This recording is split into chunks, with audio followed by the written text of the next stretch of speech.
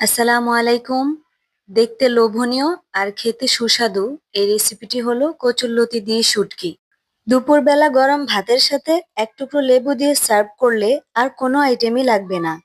এই রেসিপিটি একবার ট্রাই না করলে আসলেই ভালো একটা খাবার মিস করে ফেলবেন।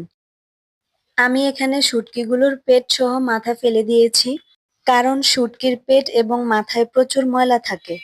তারপর ভালোভাবে ধুয়ে ভিজিয়ে রাখবো পরিষ্কার পানিতে। শুটকিগুলো নরম হয়ে এলে এর সাথে একটা বড় সাইজের রসুন একসাথে ব্লেন্ড করে নিব। এরপর ফুটন্ত পানিতে কেটে ধুয়ে রাখা কচুরলতিগুলো দিয়ে দেব। তার সাথে দিতে হবে 2 টুকরো লেবুর রস। এতে করে কচুরলতি খাওয়ার সময় গলা চুলকাবে না। এভাবে ফুটন্ত পানিতে চুলার তাপ বাড়িয়ে দিয়ে কচুরলতিগুলো সিদ্ধ করে নিলে রান্নার কালারটা খুবই সুন্দর আসে। কচুরলতিগুলো একদম সবুজ সবুজ থাকে। এরপর একটা পাত্রে তেল গরম করে বেশি করে পেঁয়াজ দিয়ে দিলাম, কারণ যে কোনো শুটকি রেসিপিতেই বেশি করে পেঁয়াজ দিলে রেসিপিটা খুব ভালো লাগে। তারপর পেঁয়াজটা নরম হয়ে আসলেই শুটকি এবং রসুনের পেস্টটা দিয়ে দিব। পেঁয়াজটাকে বেশি ভাজা যাবে না, তাহলে রেসিপিটা ভালো হবে না।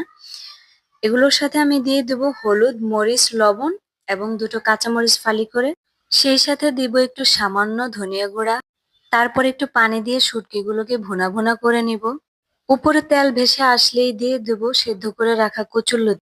চুলার আঁচটা মিডিয়ামে রেখে কচুরলতি এবং শুটকি ভুনা দুটোকেই ভালোভাবে কষিয়ে নিতে হবে।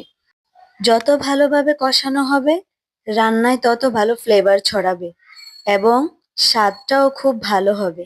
কষানো হয়ে গেলে একটু পানি দিয়ে ঢাকনা দিয়ে রান্না করব, একদম তুলার মতো সিদ্ধ হওয়া পর্যন্ত। তবে এ পর্যায়ে আলতো করে নাড়াচাড়া করতে হবে, বেশি জোরে নাড়াচাড়া করলে গলে যাবে। এ পর্যায়ে আমার রান্না শেষ। এতক্ষণ দেখার জন্য ধন্যবাদ।